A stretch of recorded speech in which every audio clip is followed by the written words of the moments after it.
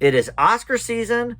Tim, you've dressed the part. As always. As always, the closest thing I had to this year's nominees was a Top Gun t-shirt. Let's talk the Oscars.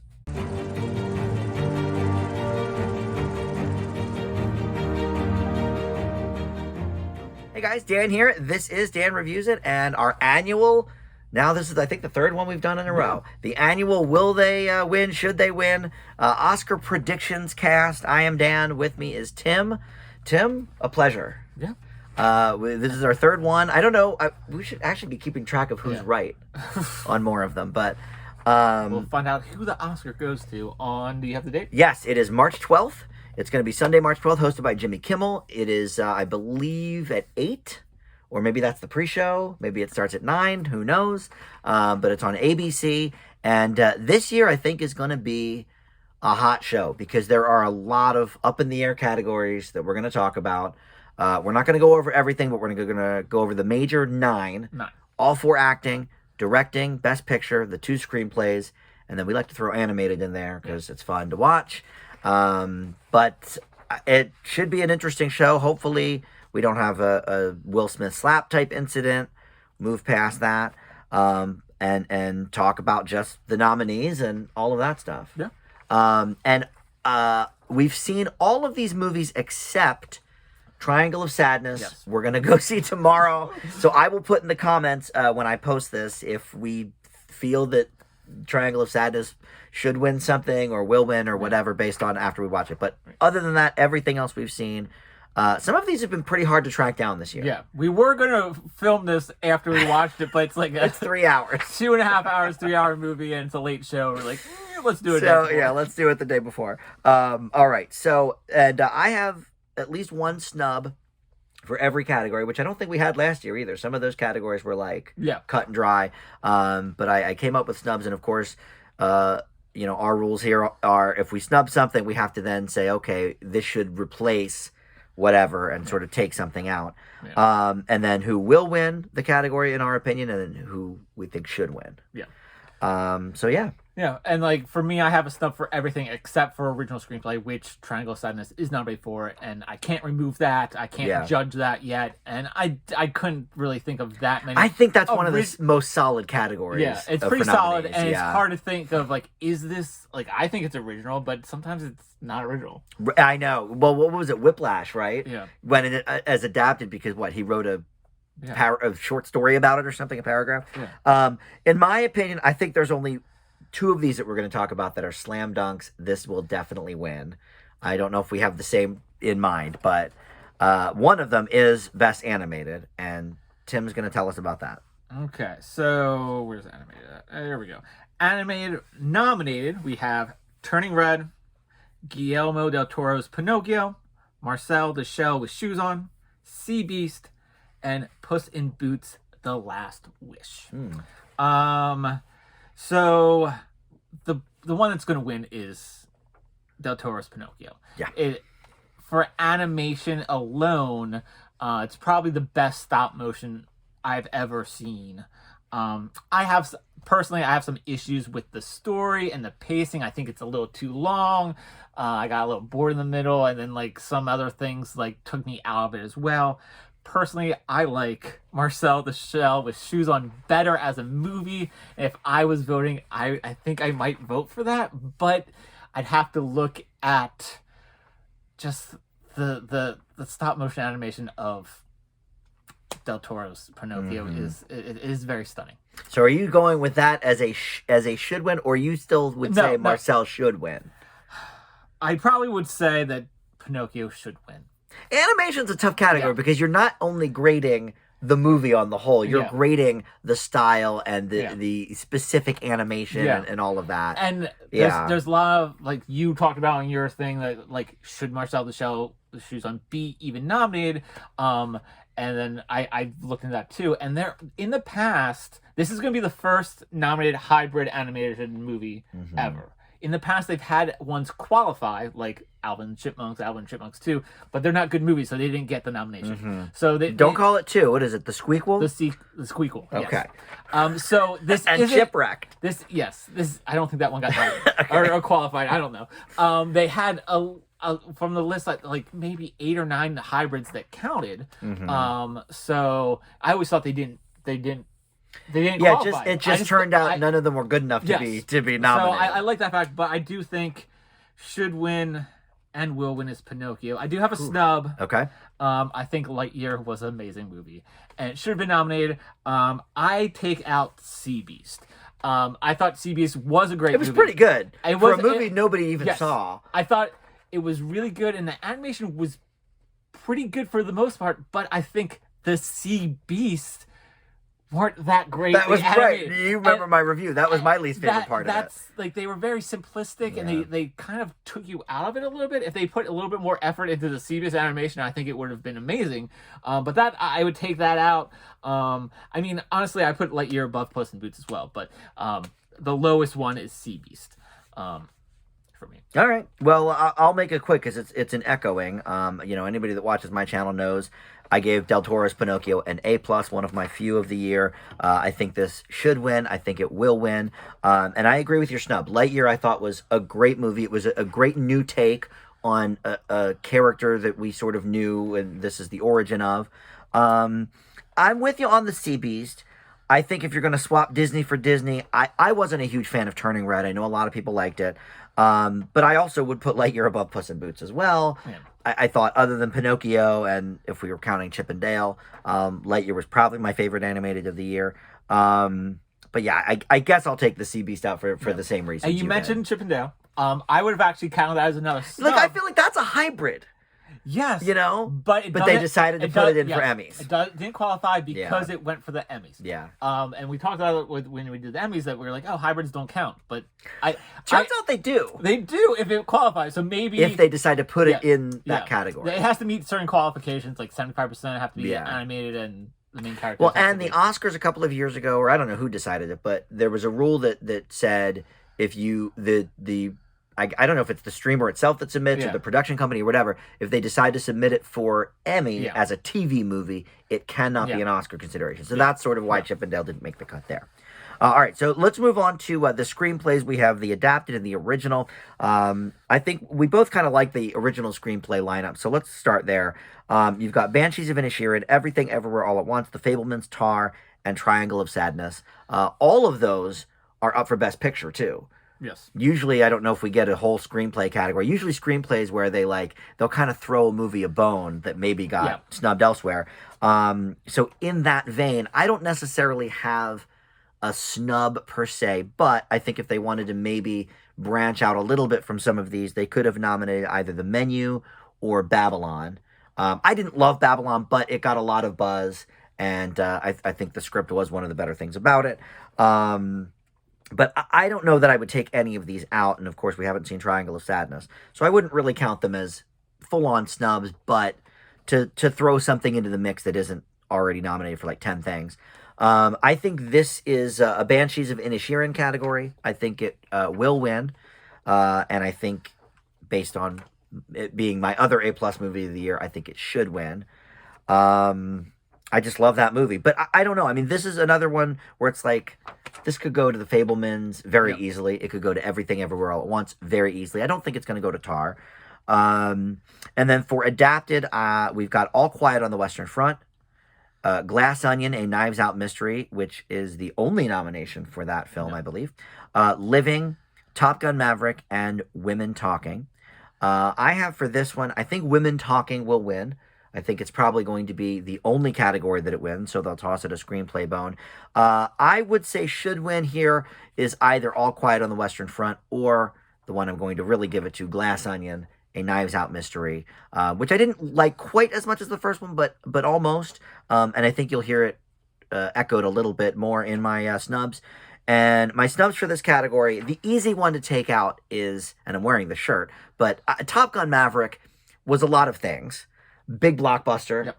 We loved, Tom Cruise in it, but I didn't hear one person say, man, that script, man, the lines, So I would give it to either The Whale or She Said. Okay. Those are the two adapted for me. So for me, for original, I don't have a snub for this. I did think about The Menu, but I don't know what I would take out. I think I'm differing. I think will win and should win is Everything Everywhere All at Once. Ooh, okay. I personally like that movie better, and I think the script was better. The acting of Banshees kind of elevates the script a little bit. Okay. But I think the script, it's good. Maybe I'm being clouded here. It's good script, but I think Everything Everywhere All at Once is a better script. Just because it's the multiverse and all that, like it's very complicated, but it also kind of like makes it easy to understand as well. So I think they did a really good job of tackling something as complicated as the multiverse for people to understand. Yes, I would agree with that. It was a lot more creative. So I'll give it that. I do think though that screenplays usually do go to like movies that don't win a whole lot else. I know. And so that's why I was sort of against maybe The Fabelmans or Everything Everywhere. Yeah. But I mean, it's a toss up. Yeah, I do think Banshees could win. If it doesn't go to Everything Everywhere All at Once, I do think it would go to The Fabelmans because it's a Hollywood story. It tells Spielberg's story kind of in a fictionalized version a little bit. So I think that's a little bit better. For adapted screenplay, I have should win is Glass Onion. I think that should win. Yeah. I don't think it will win. I mean, if it wins, I will be ecstatic. And he didn't win the first time, right? I don't think so. I don't think so either. I think will win is All Quiet on the Western Front. It is a big contender, and it could win a lot. But I think besides the slam dunk of international film, I think it's a tight race between a lot of them, and they might give it to. And we should point out before you get to your snubs, we should point out the part of the reason this Oscars is so up in the air is SAG Awards, BAFTAs, and Golden Globes, in often cases went to 3 different people or things, and that usually is more of an indicator. But I also do think Women Talking could win. My snub is also The Whale. I didn't see She Said. Because it didn't get nominated for much. But it's a script, it's a talkie movie, you know. But I do think Whale should have been nominated, and I would also take out Top Gun Maverick. It's nothing against Top Gun Maverick. I just think it's a better script. And if we're talking snubs, the biggest snub of all of it was the fact that Top Gun did not get nominated for cinematography, which it would have won. I don't understand. That one blows me away. And one of the movies I never even heard of, Bardo, False Chronicles of a Handful of Truths. Yeah. I talked about that when I did my All Quiet. Listen, now I think All Quiet is like 100% going to win cinematography. How could it not? Yeah. I don't understand where Top Gun was in that conversation. Yeah. If Top Gun was nominated, I think that would have won. All Quiet. Absolutely. All right, so you're going to tell us about the supporting actors and actresses. Okay, so supporting actresses, we have Angela Bassett for Black Panther, Wakanda Forever. We have Carrie Condon for Banshees of Inisherin. We have Jamie Lee Curtis for Everything Everywhere All at Once. We have Stephanie Hsu also for Everything Everywhere All at Once. And we have Hong Chow for The Whale. And then for supporting actor, we have Brendan Gleeson for Banshees. We have Brian Tyree Henry for Causeway. We have Judd Hirsch for Fabelmans. We have Barry Keoghan also for Banshees of Inisherin. And we have Ki Hu Kwan for Everything Everywhere All at Once. So I will talk about I think both of these are pretty much slam dunks. I think these are the 2 slam dunks. Supporting actress should and will go to Angela Bassett. She's the one that has been kind of sweeping the awards circuit. And then for supporting actor, Ki Hu Kwan for Everything Everywhere All at Once is kind of doing the same thing for that. And I think they both should and will win. Snubs for supporting actress. I don't know why she didn't get any talk, but Sadie Sink for The Whale was amazing. I prefer her performance over Hong Chow's for The Whale, but actually the person I take out is Stephanie Hsu for Everything Everywhere All at Once. For all the amazing acting in that, I think she's probably the weakest of them all. But I think Sadie Sink, especially with the very emotional ending of that movie, I thought she knocked it out of the park. And then for supporting actor, I have Paul Dano for The Fabelmans. I do not understand why he didn't get a nomination. He is amazing in it. And I would take out the other Fabelmans counterpart, Judd Hirsch. Yeah, I think the will wins for this is pretty obvious. I think Angela Bassett Ke Huy Quan for respectively Black Panther and Everything Everywhere All at Once. And the Angela Bassett one, it kind of threw me because when I did my review for the movie months ago, I was like, oh, Angela Bassett could get nominated for this. It's that good of a performance, knowing full well that no Marvel actor has ever been nominated for a Marvel performance. Yeah. And then she started getting nominated for the Golden Globes and all these other things and started winning. So I think she's an obvious. I do think she probably should win, but I would personally give it to Jamie Lee Curtis more for a Lifetime Achievement Award like Leonardo DiCaprio in The Revenant. And sometimes we get this with these awards. Yep, she could. Jamie Lee Curtis is certainly a favorite of mine. And the fact that she's never even been nominated is kind of crazy. So I guess I'll say her. But yes, I agree. Stephanie Sue is the weak link, not only of that cast, but of this lineup. I didn't actually think of Sadie Sink, but that's a really good snub. I did love the Hong Chau performance, but I agree. Of the two, I guess probably Sadie Sink could have been nominated. I thought she was slightly better. But I have a few names I can throw out here. I think Janelle Monáe for Glass Onion. Yeah. She's a favorite of mine as well, but I thought she did a great job in that role. And she played two parts. Yeah. Keke Palmer in Nope, I thought was really good. That obviously is a long shot nomination, but the Academy has given things to Jordan Peele before. And then Zoe Kazan as a possible for She Said. I could replace Stephanie Sue with any of those people. Oh, yeah. And then for actor in a supporting role, yes, I agree. Kwan will win. For should win, I would give it to Brendan Gleeson. I think it's great that we have a comeback story. This guy hasn't really made a hit movie in 30 years and, childhood favorite for the Goonies and Indiana Jones. But I think if we're going, mano a mano here, the better performance is Brendan Gleeson in Banshees. I think Kwan did a very good job of going in and out of different. He had to do many different roles. Different roles. Yes. I think. And for somebody who hasn't acted in a while, it was very good. I thought it was amazing. I think he's a sentimental favorite, and that's fine. Not taking away anything from Brendan Gleeson. He was great. Who also I think has never been nominated. Is that true, or am I making that up? That seems like a long shot, but who knows? And then Judd Hirsch. He's barely even in the movie. Yeah. Like, I like Judd Hirsch. He's back from his TV days on Taxi and all of this. He's fine. He's good in everything. Yeah. But he's barely in this movie. Yeah. It reminds me of Belfast of last year. Like, it was just like, they're like, what was that? The older actors, both the older actors who were more in the movie than Judge Hirsch was. They're very good, but they were more in the movie than Judge Hirsch. He's in like a handful of scenes. Like Judi Dench and but like, I'm like, why didn't you give it to the lady who played the mom, who was amazing, or the guy who played the dad? It was just like they were. Yes.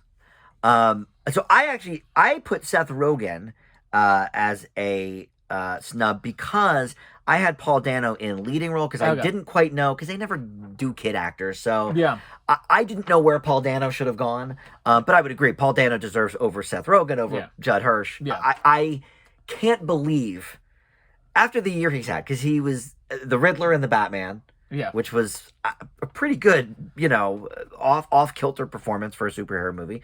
And then this amazing performance as the dad in The Fabelmans. And we've loved him for years from, Little Miss Sunshine and Love and Mercy he was great in. And I also put Brad Pitt as a possible spoiler for Babylon, although it is not super dissimilar to Once Upon a Time in Hollywood. It's an old Hollywood era movie and whatever.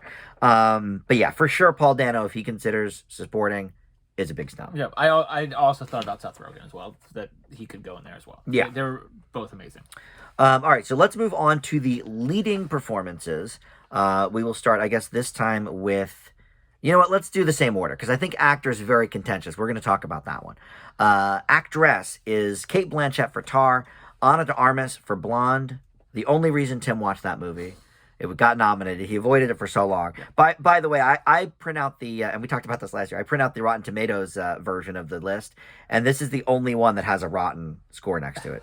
Oh, except for Babylon for original score. But this is a 42% on the Rotten Tomato meter. But Ana de Armas for Blonde, Andrea Riceborough for To Leslie, Michelle Williams for The Fablemans, and Michelle Yeoh for Everything Everywhere All at Once. For me, this was an easy one. Let's just talk about this, and then we can sort of hash it out on the actor. Cate Blanchett will win. I believe she should win. I think this is a two-hander, though. This could go easily to Michelle Yeoh as well. I think, this is not a slam dunk for Cate Blanchett, but I think she probably is the odds-on favorite because I don't know that Tar is going to win anything else. And then the two snubs have been talked about to death. Viola Davis for The Woman King, Danielle Detweiler for Till. Both very much deserve to be here. Of all of these, I would take out Ana de Armas for Blonde. Even in my review months ago, I did not really think she nailed this role. She did not do an amazing job. And for all the talk about Andrea Riseborough, I thought she did a very competent and good job into Leslie. So yeah, I would take Ana de Armas out for either of those two ladies. So for my snubs, I didn't see Till, but Correct. Just based on the trailer alone, it's a great performance. A great performance. Yeah, like I don't know if I could take that heartbreak. It's a hard movie. one. It's a hard one. So I didn't see it because it didn't get nominated. Right. But Viola Davis I mean, come on. I don't understand. Like what? Like I do why? not understand Right. why she didn't win for. Yeah. Or she didn't even get nominated. Like if She could be a contender. Yes, if she got nominated, It would be a three-person race at that point. So I would also take out Ana de Armas for Blonde. Of all the things of that movie, I did think that she did a pretty good performance of it. She definitely looks the part. Yeah. And for the most part, I think her acting was great. The voice was not the perfect voice, but I do think her acting was good. I'm a big Ana de Armas fan. And Michelle Williams, by the way, another nominee in the category, played Marilyn in My Week with Marilyn, and I thought did a better job. Yeah. But I would take her out. Nothing against her. I think she was the best part of that movie. Mm-hmm. It's just that the movie was not that good. No, bad movie. My should and will win goes to... Is it Michelle? Michelle, yeah. Okay. Obviously, I'm a bigger fan for Everything Everywhere All at Once. I was not a big fan of Tar, but the best part of Tar was Cate Blanchett, and I think she has a really good shot. I think this is going to be a close one. It'll be a toss-up between the two. I do not know. I am right now. I'm going Everything Everywhere All at Once. When it comes to the day of picking my picks for on Oscar night, I might go the other way. Yeah, when we do our Oscar poll, we're not beholden to these picks. But so the other thing is, Michelle Yeoh is a favorite of many and has never, I think, even been nominated. Or maybe she has been for Crouching Tiger, but she's never won. No. Whereas Cate Blanchett has two already. So maybe spread it around. All right. But actor in a leading role, I think this is one of the most hotly contested races. You've got Austin Butler for Elvis, Colin Farrell for The Banshees of Inisherin, Brendan Fraser for The Whale, Paul Mescal for Aftersun, and Bill Nighy for Living. The snub, if Paul Dano does not count in this category, I actually put Tom Cruise up. Screenplay, maybe not so much, but look, Tom Cruise literally got everyone to go to the movies again. Yeah. And it was a great performance. And the fact that he's doing the stunts himself, and you know me, I'm a Cruise fan. The fact that he's never won an Oscar is, I don't think this would be his year if he was nominated, but it would have been nice to give him a bone. And I would take out probably Bill Nighy. I do think it's his best performance. It was a great performance, but of the five, I think probably that's the one I would take out. Paul Mescal did about the same. Like, I could go with either one of those. Because this, to me, is a three-person race, but really two people. I don't think Colin Farrell will win, although he's won a couple of awards along the way. Yeah. This is like a 50-50, or maybe 49-49, 2% Colin Farrell between Austin Butler and Brendan Fraser. I have, for my should win, Elvis. I think Austin Butler did such an amazing job. I say this all the time, though. There should be a separate category for actors that do famous people. Because, it's like, you go down the list, it's like Jamie Foxx for Ray, and Reese Witherspoon for, June Carter Cash, and, to last year, Tammy Faye Baker. Okay, but Brendan Fraser did create a whole, person from scratch, blah, blah, blah.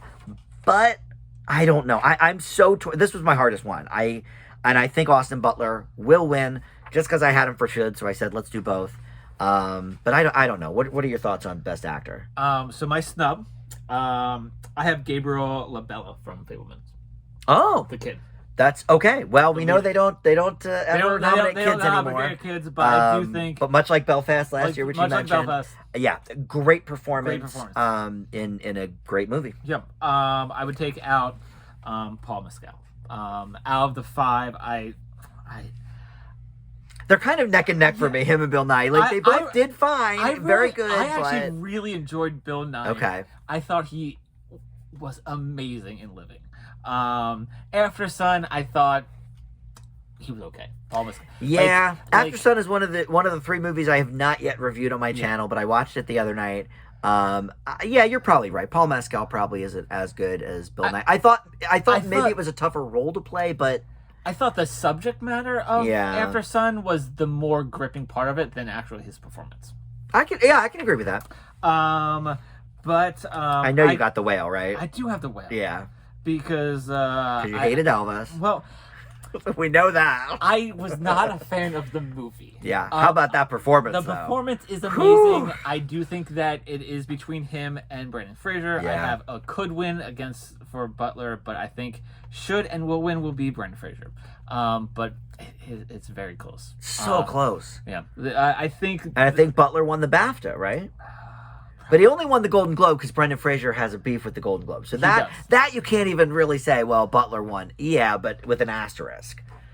So, but I don't know who won the SAG. Even with the Golden Globes, they do it in 2 different categories, so they wouldn't have been up. Oh, that's true, I guess, because they do musical and then drama. You're right. I believe Butler was in musical. Yeah. So. Okay. Yeah. Boy, that's a toughie. It is a toughie. Yeah. All right. Well, let's get to directing. Director. Okay. So we have Martin McDonough. Yep. For Banshees. We have Todd Field for Tar. We have Ruben Östlund for Triangles of Sadness. Yeah, I don't know him. We have the Daniels, Daniel Kwan and Daniel Scheinert for Everything Everywhere All at Once. They just go by the Daniels. And then we have Steven Spielberg for The Fabelmans. So snub wise, another crowded field. Yeah, it's very crowded. Snub wise, it's all men. And I don't think that we'd be like, oh, we should just nominate women just so that they'd be nominated. But there were 2 great movies that were directed by women. One of them was nominated for Best Picture, and that's Women Talking by Sarah Polley. And then the biggest snub of them all, The Woman King, that's Gina Prince Bythewood. That's the one I would put in, but I know that the whole movie got snubbed. Never gonna happen. Not gonna happen. So I do think Sarah Polley, Women Talking, definitely deserve a spot here. The one I'm going to take out is Todd Field for Tar.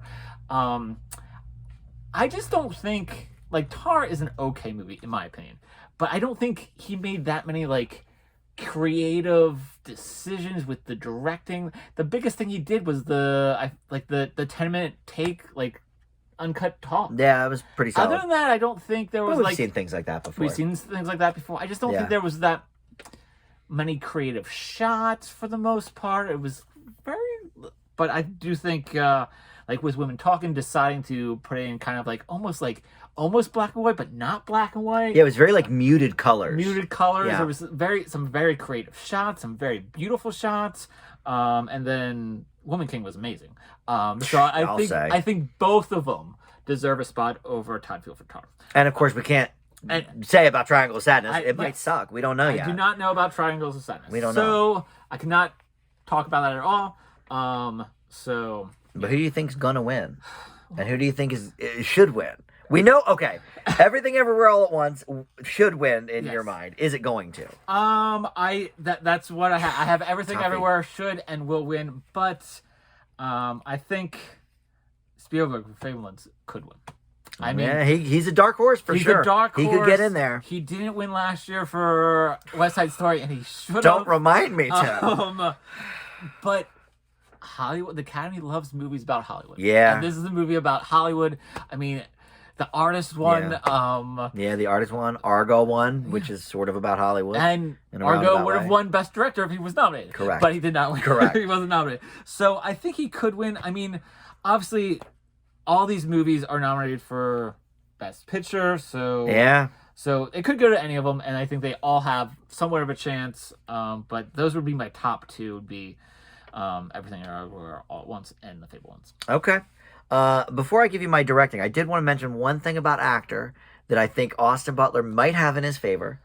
Because I read this statistic today that the last movie where the actor won, where the movie was not nominated for Best Picture, which would be The Whale, was Jeff Bridges for Crazy Heart.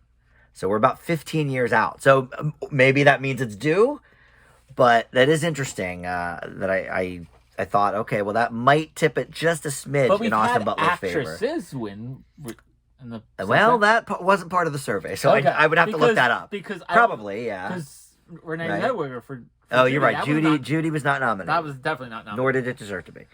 And neither did, I guess, Tammy Faye wasn't either, come to think of it. No, it should, Right? it So should have been nominated. I love that movie. All right, so for me, I do agree Sarah Polley probably deserves a nomination here. The snub I have is Edward Berger for All Quiet on the Western Front. It's nominated for so many things. Obviously, it was directed by somebody. Yeah. If you love the cinematography, if you love all these other things, it's going to win Best International, like you mentioned. Yes. I'm surprised it wasn't nominated here. And I think Baz Luhrmann could have gotten nominated. I don't think that's going to happen. It's a long shot, obviously, and he wouldn't have won if he was. But I don't know. The Academy seems to love this movie as much as I did, so I don't know why he wasn't part of it. But anyway, I didn't even think of The Woman King for this. It's been so snubbed. It didn't occur to me. But yes, that's definitely a better directed movie than maybe one or two of these. I would also take out Tar. I know that's surprising because I love that movie. But how can you touch The Banshees, which I love, Everything Everywhere All at Once, or The Fabelmans? No. You can't do it. And we haven't seen Triangle. So I can't touch that at all. I think Everything Everywhere All at Once will win this. I think Spielberg should win for The Fabelmans. I'm still smarting over West Side Story last year. Who won director last year? Because it wasn't Coda, was it? I can't remember now. Coda certainly won Best Picture, but it wasn't West Side Story, whoever it was. And it wasn't the year before. It was the woman for Nomadland. It was another woman. It was that cowboy movie with. Oh, Jane Campion? Yeah, Jane Campion for... Listen, for the Power of the Dog. Power of the Dog. That movie was... Okay, well, it wasn't very good. Yeah, because it was... all of these movies beat that, because it was opinion. 2-1 back-to-back. Right. Big deal. So then they said, let's shut him out this year. No nominations for you. Yeah. No, I think Spielberg should win for The Fabelmans. That could be recency bias because I just watched it last night, but it's so good. All right. He hasn't won for a while. He hasn't won in like 25 years. He's like the Tom Hanks. Was it? I think Saving Private Ryan was probably the last one, right? Yeah. Did he win for that? I think. If not, it's Schindler's List, which is even before that. All right. Anyway. Did he win for Lincoln? I don't think so. Okay. I could be wrong, but I don't. He has so many great movies. Ang Lee won that year for Life of Pi. Oh. All right. Anyway, I know he has so many good ones. Just give it to him already. But I think Everything Everywhere will win. Okay. All right, Best Picture. Here's the big one. And I think this is like probably a 3.5 horse race. Your nominees are All Quiet on the Western Front, Avatar: The Way of Water, The Banshees of Inisherin, Elvis, Everything Everywhere, The Fabelmans, Tar, Top Gun Maverick, Triangle of Sadness, and Women Talking. My only snub here is Glass Onion. It was never going to be nominated, but throw the guy a bone. I would take out Avatar: The Way of Water 10 times over. And that's all I got for that. Before we get to the will and should wins, who is your snub for Best Picture? I didn't think of Glass Onion for some reason. I do love that. You love that movie. Yeah. But Woman King. I was not going to say Woman King. I know, God, it was so good. But I also have one of my first A's of the year, Woman King. For a blockbuster movie that made a lot of money, that was really good in my opinion, that could get people to watch the Oscars, Black Panther, Wakanda Forever. Yeah, especially since the first one was nominated. This one I thought was really good, and it dealt with grief in such a way that like honored Chadwick Boseman, and Mm-hmm. that I think that should have been nominated over Avatar: The Way of Water. And I It's also not a good movie. I mean, Visually, it's great, Obviously, I'm not a big fan of Elvis, so I'd also take that out. I'm not. And Tar, throw Tar out. Well, you know. Well, So you put The Woman King in, Glass Onion. yeah, and Tar. And yeah. Take out and Tar. The Menu. No, I would put in Black Panther, Woman King, and Glass for Onion. all three of those. Yeah. Many snubs. Yeah. All right. I mean, or take out just one of them, put one of those three movies in, because I think Yeah, those three, I mean, all honestly, three of those movies are better than Avatar: The Way of Water. I thought I saw Avatar: The Way of Water in 3D IMAX. The best way to see it. Yeah, and I thought it was visually stunning. Right. I didn't have as many issues with it as you did, No. story-wise and things like that. But Best Picture, I wouldn't say Let's that. not get carried away here. Yes. All right. So who's your should? Okay. So I think we all know it's between Everything Everywhere All at Once, Dark Horse, The Fabelmans, and All Quiet on the Western Front, because that just won the BAFTA. Yeah, I mean, Banshees might have Banshees, a shot. I think that's the half. Yes. I said it was a 3.5 horse race. Banshees is the half, and that's honestly why I gave the screenplay to Banshees, because I don't think it's going to win anything else. Yeah. I'm going to go with the one I've been saying the whole time. Everything Everywhere All at Once should and will win. The could win is All Quiet on the Western Front. It is making. I feel like it's the Coda now. It's the Coda. You know, 2 weeks before the Oscars last year, Coda was the dark horse. Yes, and then it won. Then it won. Yeah. So I'll be paying attention for the next couple things. Yeah. Whether or not I will switch my thing on Oscar night. But I mean, if Fableman wins Best Picture, I would not be upset. But... Yeah. And I think that's really only such a contender because it's about Hollywood, and it's about an era in which many Academy members grew up in, and so they, see themselves in Steven Spielberg's eyes or whatever. I have Everything Everywhere will win. Yeah. I think that's the one that probably has the best shot, but right, All Quiet is definitely making waves. Yeah. Fabelmans could be the dark horse. Banshees is the horse even, further back. For should, I have Banshees of Inisherin just because it's that A+ movie for me. However, like West Side Story was an A+ for me last year, but I was very happy that Coda won. Yeah. Everything Everywhere All at Once is certainly the most original movie in the whole lineup. So for that alone, I could give it a should win. But I think if I'm going to go strictly by my grades, my personal favorite movie of the year was The Banshees of Inisherin. So that's going to be my should win. Yeah. I think the one thing about Everything Everywhere All at Once is, like I said, I thought it dealt with the subject matter of the multiverse and things like that in a way that people could understand. But, I mean, I'm in my 40s. People who are in their 80s and 90s that are voting for Best Picture. All Quiet. Fabelmans. I mean, that's the thing. Yeah. Like, Fabelmans is a movie about making movies. About a lifetime of making movies. Like, it's like... So so I'm curious to see where, the chips are going to fall there. So, I mean... but in terms of originality...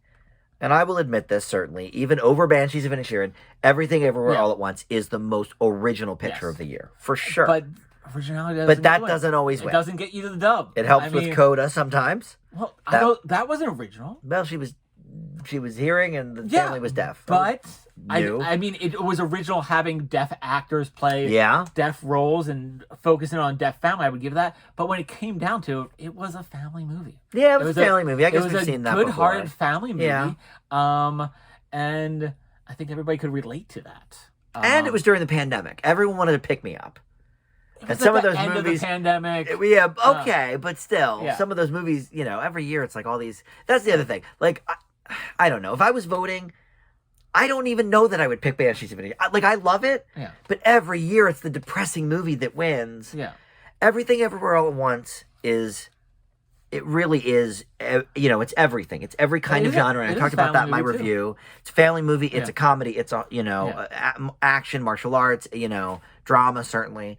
So, yeah. But I do, original, I think of all the categories, I think this is the only one that, like, they do it by, like, you vote for each, like, you do rank it. And so I could see. I think they go by the number ones or something, right? Or is it weighted? I think it's weighted. Oh, okay. I do. That's how I interpret it. I think you're right. I think it's by they go by number ones for the nominations. That's why it can be between 5 and 10. Yeah. They if enough people go over the whatever the number is that they need for the threshold. Yeah.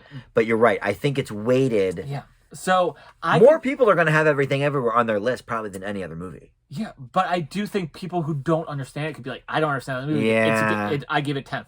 Right. And then that takes down the Yeah, weight. that's true. Like something a little bit more creative sometimes doesn't hit. Yes. Yeah. Mad Max.